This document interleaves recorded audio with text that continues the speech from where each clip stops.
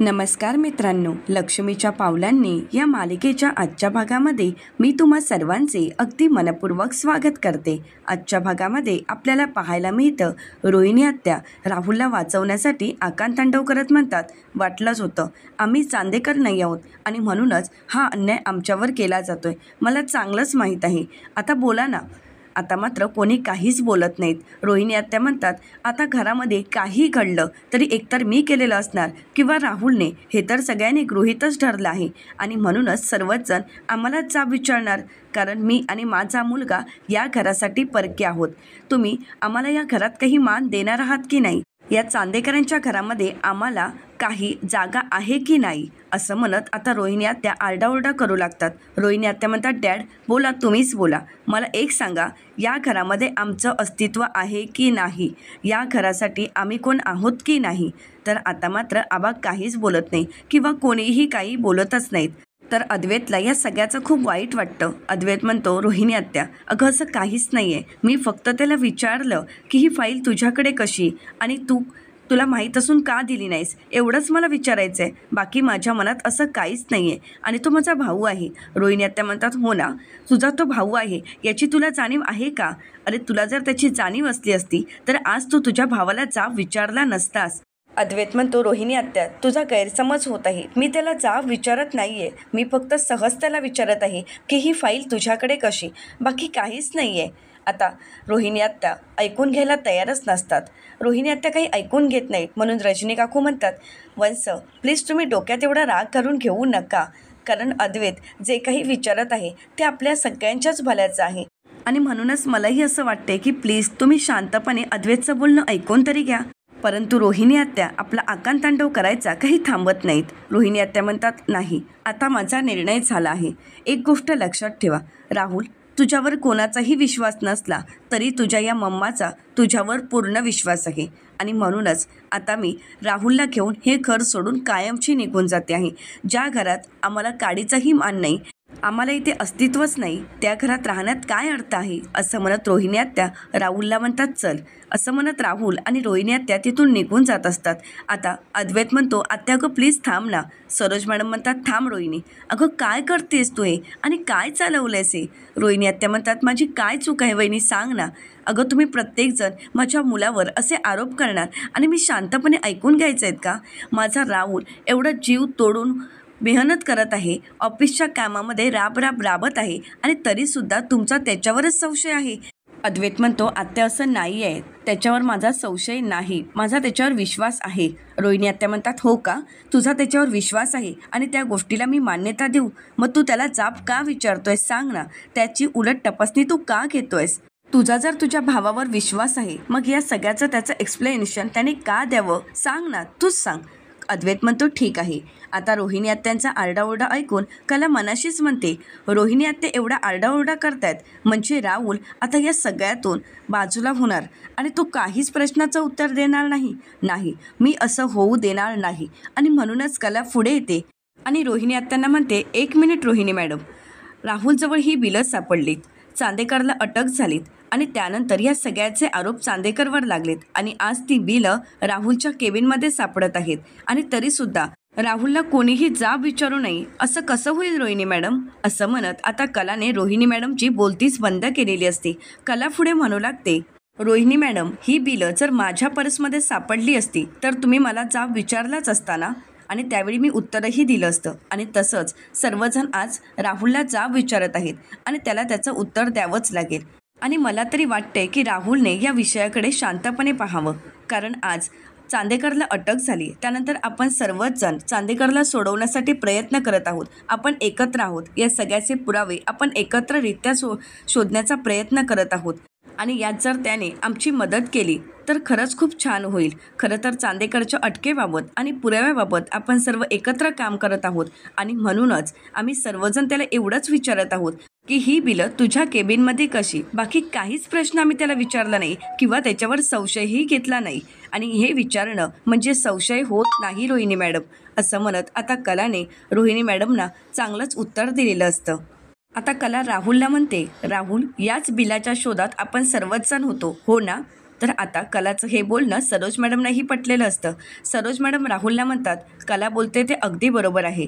राहुल, तुला या सगळ्याचं उत्तर द्यावंच लागेल. तर आता सर्वच जण राहुलला उत्तर विचारत असतात. राहुल म्हणतो, हो ना, मी सांगतो ना. कसं आहे ना मामी, अगं ही बिलं माझ्याकडे आहेत याबद्दल मला काहीच माहीत नव्हतं आणि माहीत असतं तर मी नक्कीच दिली असती. दादा, अरे तुला माहीत आहेत का, या ज्या फाईल आहेत त्या डिझायनर डिपार्टमेंटच्या आहेत आणि काही जणांनी माझ्याकडच्या सर्व फाईल घेऊनही गेले होते आणि मला वाटलं या फाईल तू चेक केल्या असशील, कारण डिझायनर डिपार्टमेंटचा हेड तर तूच आहेस आणि म्हणूनच या फाईल मी पाहिल्याही नाहीत. आणि जर मला माहीत असतं तर मग नक्कीच त्यावेळी मी तुला या फाईल देऊन मदत केली असती. खरंच दादा, मला याबद्दल काहीच माहीत नाही, कारण ही फाईल मी उघडून पाहिलीही नाही आहे. कारण जी फाईल डिझायनर डिपार्टमेंटची आहे ती फाईल मी का पाहणार आहे? तर सरोज मॅडम राहुलला म्हणतात, राहुल, म्हणजे तुला याबद्दल काहीच माहीत नाही? ही फाईल तुझ्या केबिनमध्ये आहे हे तुला माहीतही नव्हतं?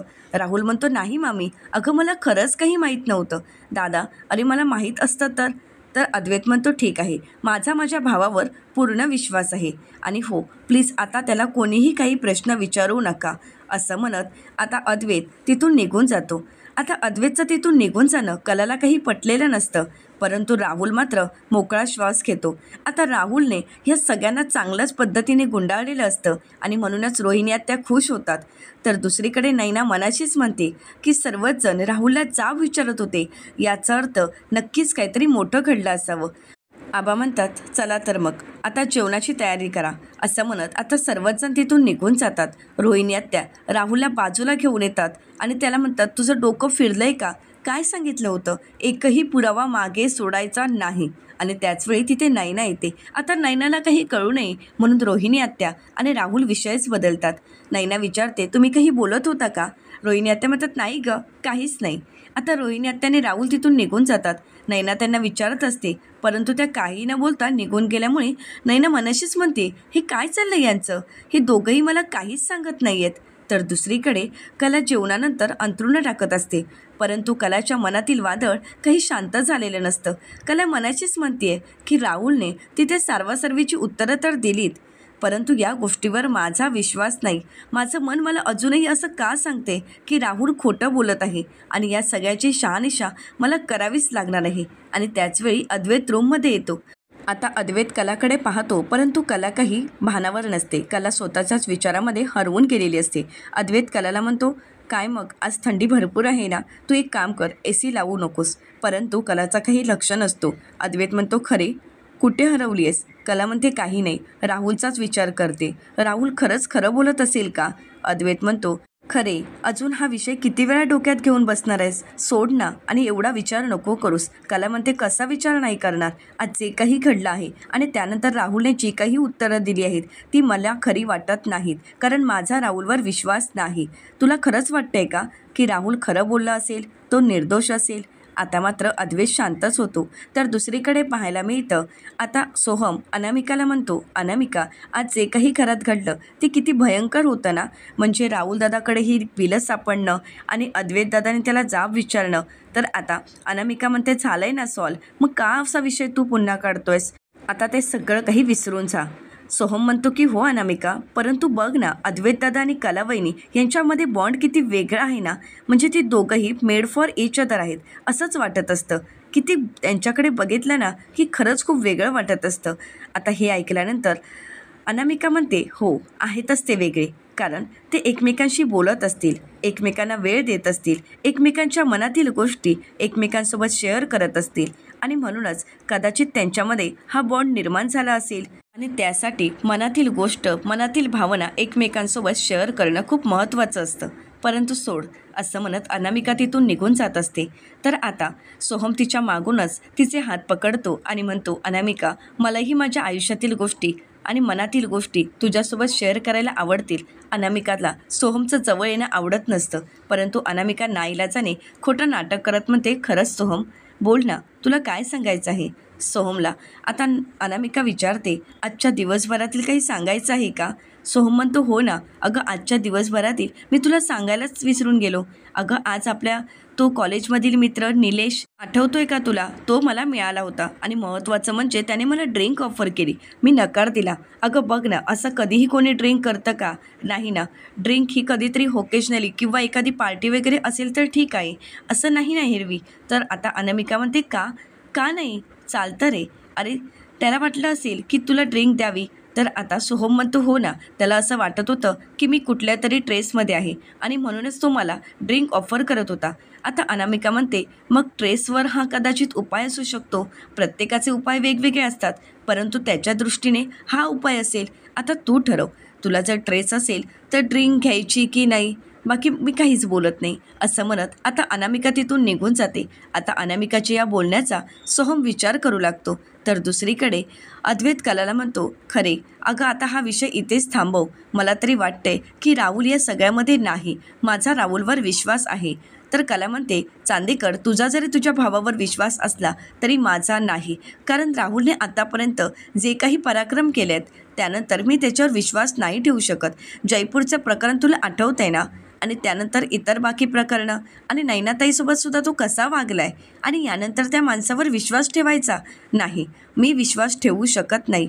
चांदेकर, तुझा जरी विश्वास असला तरी आपण एक गोष्ट मात्र करायची आहे की आपण अजूनही ती चौकशी चालूच ठेवायची आहे. अरे विचार कर ना, डिझाईन डिपार्टमेंटच्या फाईल अशा राहुलच्या केबिनमध्ये कोणी नेऊन ठेवेल का? असा कुठला एम्प्लॉई आहे रे की ज्या डिझाईन डिपार्टमेंटच्या फाईल राहुलच्या केबिनमध्ये ठेवील? तूच विचार कर ना. एवढ्या वर्षाचा अनुभव असतानाही कोणी असं करेल का? आता कलाच्या बोलण्याचा अद्वैत विचार करू लागतो, परंतु अद्वैतचं मन हे सगळं मान्य करायला तयारच नसतं. अद्वैत म्हणतो, सोड तो विषय. तो माझा भाऊ आहे आणि माझ्या भावावर माझा पूर्ण विश्वास आहे, तुझा नसला तरी. आता कला म्हणते, चांदेकर, तुला कसं आणि काय समजावू मला काहीच कळत नाही.